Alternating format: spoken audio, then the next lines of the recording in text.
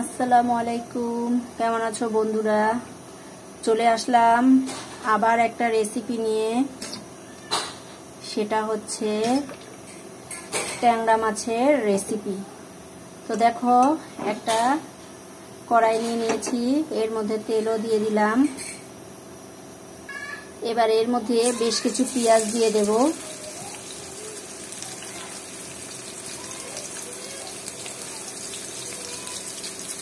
এখন দিয়ে দিব কিছু লবণ।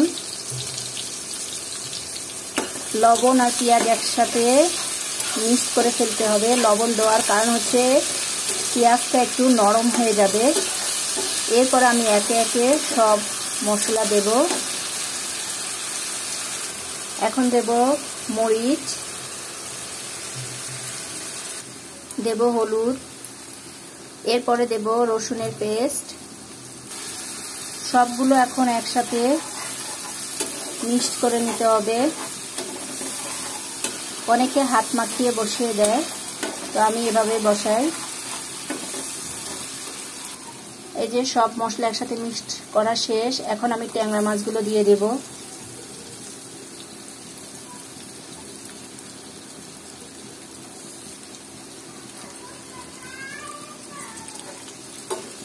দিয়ে মশলার সাথে খুব সুন্দরভাবে মাখিয়ে নিতে হবে।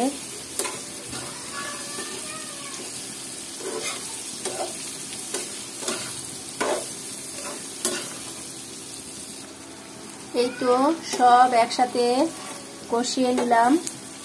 মশলার গন্ধটা চলে গেছে। এ পর্যায়ে আমি একটু পানি দিয়ে দিব অল্প পরিমাণে।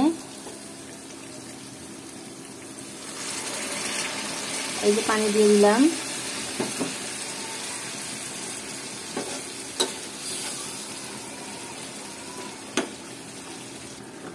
এখন এর মধ্যে আমি কিছু টমেটো দিয়ে দেব।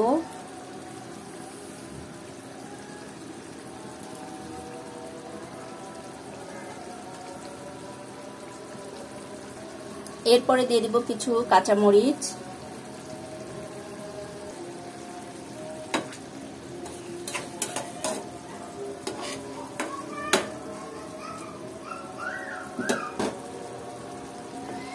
এখন আমি কিছুক্ষণের জন্য ঢাকা দিয়ে রাখবো। এই তো এখন আমি দিয়ে দিব, দেখো, লেবু। লেবুটা দেওয়ার কারণ, যদি হচ্ছে মাছে, যে কোনো মাছে যদি গন্ধ থাকে, লেবুটা দিলে তোমার গন্ধটা থাকবে না। এরপরে দিয়ে দিব ধনেপাতা।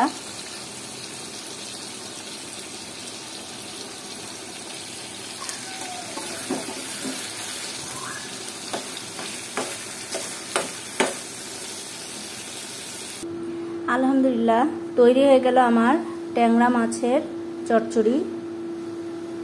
দেখতেই তো পাচ্ছো কত সুন্দর লুক আসছে। তেমন করে বাসায় তৈরি করে খেয়ে দেখবে, আমার মনে হয় না খারাপ লাগবে। তো আজকে এতটুকুই। সুস্থ থাকবে, ভালো থাকবে। আসসালামু আলাইকুম।